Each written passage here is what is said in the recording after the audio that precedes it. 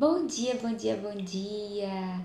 Ótima segunda-feira pra gente, ótima segunda-feira pra você, tá? Esse é o nosso momento de chafé, é o momento da gente ter essa palavra de edificação pra nossa semana. Então, toda segunda-feira estamos aqui juntos para que realmente a gente tenha uma semana de edificação na nossa vida.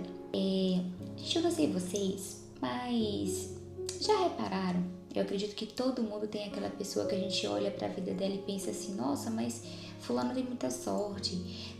Tem certas pessoas que conseguem coisas muito fáceis. E na minha vida, né, não tem tal resultado. Aquela famosa comparação. E hoje eu quero trazer aqui o método bíblico que acelera resultados.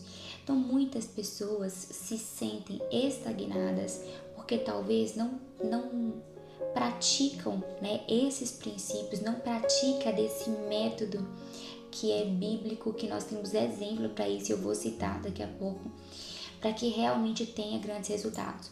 Então tem como, e eu quero estar falando com vocês hoje do exemplo de Neemias. Neemias foi um grande reconstrutor, né, do muro de Jerusalém. O muro ele tinha se derrubado, o povo estava sofrendo, e Jeremias ele teve a missão de reconstruir esse muro. E a história ela começa com uma dor, né? Jeremias ele sofreu quando ele soube dessa notícia. Então, toda transformação, tudo que vai acontecer na nossa vida quando nós tomamos determinadas atitudes e decisões, geralmente vem de uma dor. Então, Jeremias passou por essa dor, ele sofreu, e aí tem toda a história, né, que conta. Neemias não é um livro grande, mas conta o que ele se entristeceu, e na presença do rei, o rei notou a sua expressão, porque ele era copeiro do rei. Então, nós vamos ver alguns pontos aqui, e o primeiro deles é o quê? Que grandes resultados começam com uma dor que gera propósito. Infelizmente, a maioria das pessoas só identifica aquilo que tem que ser mudado, transformado depois de estar sofrendo. Então, a dor muitas vezes ela vem na nossa vida justamente para te realinhar, para te colocar nessa rota, né, na rota assim do Senhor, digamos assim. E só que Neemias ele teve o que? Estratégia, certo? Então vamos entender um pouquinho quais foram as estratégias de Neemias. A primeira estratégia de Neemias, a primeira atitude que ele teve foi o que? Orar, jejuar e perguntar para Deus o que ele faria.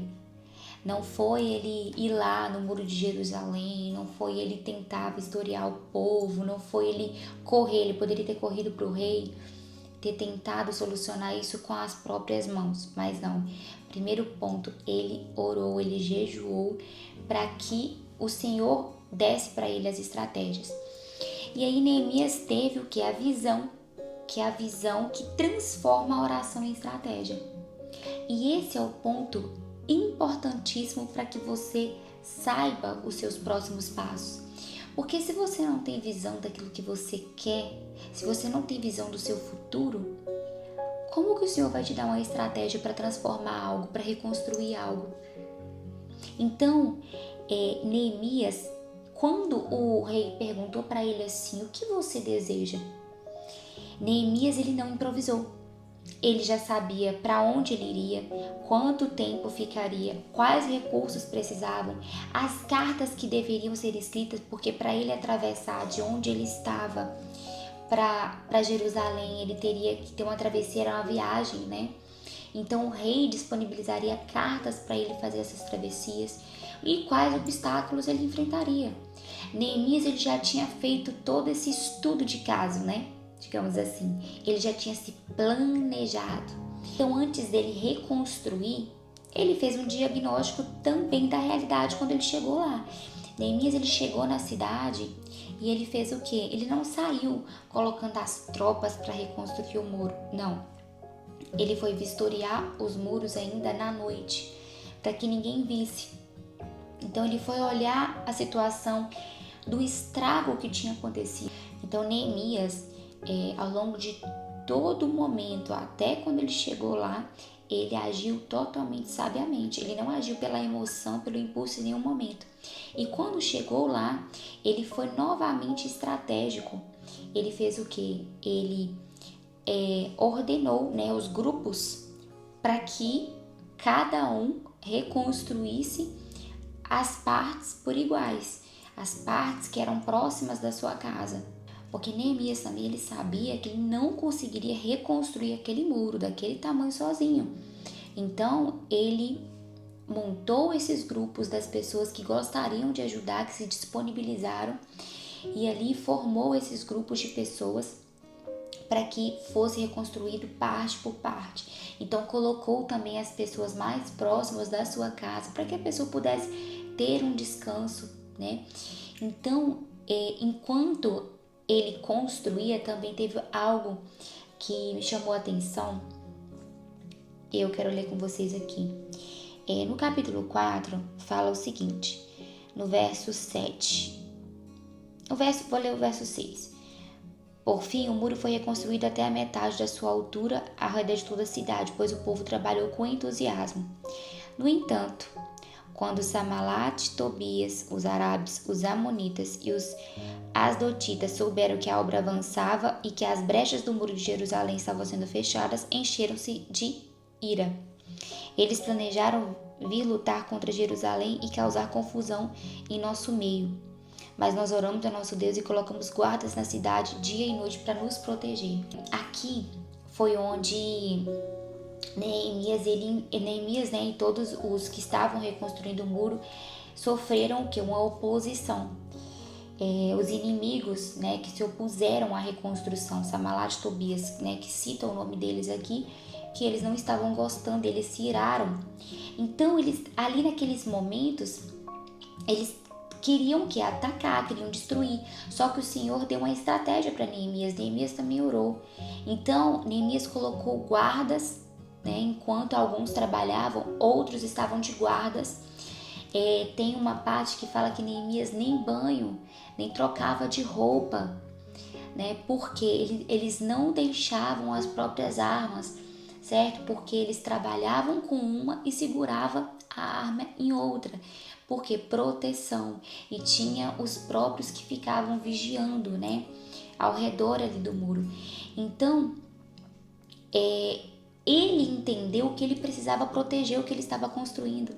E quantas vezes nós não entendemos o quanto nós temos que proteger aquilo que nós estamos construindo. Se você tem uma empresa, um novo CNPJ, o quanto que você tem que proteger essa empresa. Se você tem um casamento, o quanto que você tem que proteger esse casamento. Se você tem um filho, o quanto você tem que proteger esse filho. Porque tudo que está nas nossas mãos para ser construído ou reconstruído, nós temos que proteger. Então, quando Samalat e Tobias, eles viram que eles não iriam conseguir atacar, eles tentaram distrair Neemias. E como que eles tentaram distrair Neemias? Eles o quê? Criaram falsas acusações, chamaram Neemias para reuniões, espalharam boatos, mas sempre a resposta de Neemias era o quê? Não posso descer, pois estou construindo uma grande obra. Então, Neemias ele foi muito sábio, porque tudo que eles tentaram fazer era para tirar o foco de Neemias de reconstruir o muro de Jerusalém. Então, Neemias ele entendeu que ele não poderia parar, ele não poderia sair da sua posição. Então, hoje, o que o Senhor tem para falar conosco nesse dia, que talvez nós estamos saindo da nossa posição, que talvez nós estamos dando ouvido às distrações, e é isso que Ele não quer. Ele precisa que nós tenhamos foco naquilo que Ele nos entregou, naquilo que está cabendo nas nossas mãos para ser construído. Então o Senhor ele precisa que nós tenhamos foco em todos os detalhes, porque o inimigo ele vai jogar seta o tempo todo para que a gente seja distraído, para que a gente perca o foco, para que a gente não construa aquilo que o Senhor determinou, aquilo que o Senhor colocou em visão para nós. Então, nós temos que estar atento o tempo todo, em vigilância na nossa vida, no nosso lar, no nosso emprego, né, no trabalho, na empresa, o que for. Onde você está, você tem um chamado para construir, sabe? Então, não perca. Então, esse posicionamento de Neemias de falar não posso descer, foi o que? Um posicionamento. Ele se posicionou, falou, não, eu não vou perder o meu foco aqui. Eu não vou perder aquilo que eu estou construindo para descer ali. Então, pessoas posicionadas protegem o que? O seu tempo, né? A sua missão e os seus valores. E Neemias, ele estava muito determinado, ele estava totalmente posicionado naquilo que o Senhor já tinha determinado para ele. E a verdadeira reconstrução, ela termina o quê? Com o coração. Depois que os muros ficaram prontos, Neemias percebeu o quê? Que o povo também precisava ser restaurado. O povo, ele estava distante da palavra. Então veio o que? A leitura da palavra, o arrependimento, veio a renovação da aliança, veio a reorganização da adoração e o compromisso com Deus. Tudo que eles sofreram, durante a reconstrução do muro era para que eles não tivessem concluído, porque com a conclusão eles viram que ali era a mão de Deus. Porque o muro foi reconstruído com 52 dias. Isso era algo impossível. Totalmente impossível, mas não para Deus, porque Deus, ele é o Deus do impossível. Deus, ele é o Deus que dá uma estratégia a um homem humano para reconstruir um muro em 52 dias, o que não é natural aos nossos olhos, mas em Deus tudo é possível. Então, com Neemias, nós podemos entender que existe uma ordem para as coisas. A ordem o quê? Tudo começa com uma dor, né? Essa dor, ela desperta o seu propósito. Depois você vai para a oração, né? A oração, ela vai te trazer uma direção. Essa direção vai te dar uma visão. Essa visão vai te dar uma estratégia, né? O diagnóstico, todo diagnóstico que você fizer, mapeando aquilo que o Senhor te deu de visão, vai revelar, né, toda a realidade daquilo que precisa ser restaurado e reconstruído. E a organização acelera a obra, gente. Então, ou seja, Neemias foi totalmente organizado, ele foi vigilante, ele teve foco, né, para vencer, ele teve posicionamento e falar, não, eu não posso descer da minha posição. E ele teve o que? Um coração sensível, um coração também para tudo aquilo que foi reconstruído também ser glorificado ao nome de Deus e que aquelas pessoas pudessem se voltar com o coração para Deus. Então, os resultados que Neemias teve, um muro de 52 dias reconstruído, algo extraordinário, fora da lógica humana. Eu, como engenheira, eu sei disso, é muito rápido, né? Principalmente pelo tamanho e pela extensão. Então, os resultados de Neemias não foram rápidos porque ele correu. Foi rápido porque ele respeitou a ordem que Deus estabeleceu para reconstruir. Então quando você obedecer a ordem que Deus te entregar, ordem por ordem, detalhe por detalhe, item por item, passo a passo, você vai ver que realmente as coisas vão acontecer na sua vida muito rápido, muito rápido. E eu sempre falo isso, tem vídeos aqui no canal de testemunho, daquilo que eu passei, de como que Deus acelerou a minha vida, porque eu passei por um processo realmente de aceleração, só que eu nunca entendi, eu não sabia o que eu tinha que fazer, o Senhor me deu várias coisas, vários passos a passo. Nesse passo a passo eu tive que liberar perdão, eu tive que realmente deixar um passado para trás, eu tive que realmente seguir aquilo que tudo que o Senhor me falou, e eu sou a prova viva de uma aceleração. Então, quando o Senhor te der uma visão, uma direção, as estratégias, siga exatamente naquilo que Ele falar, porque a sua vida realmente pode ser acelerada e você vê resultados na sua vida que outras pessoas não têm.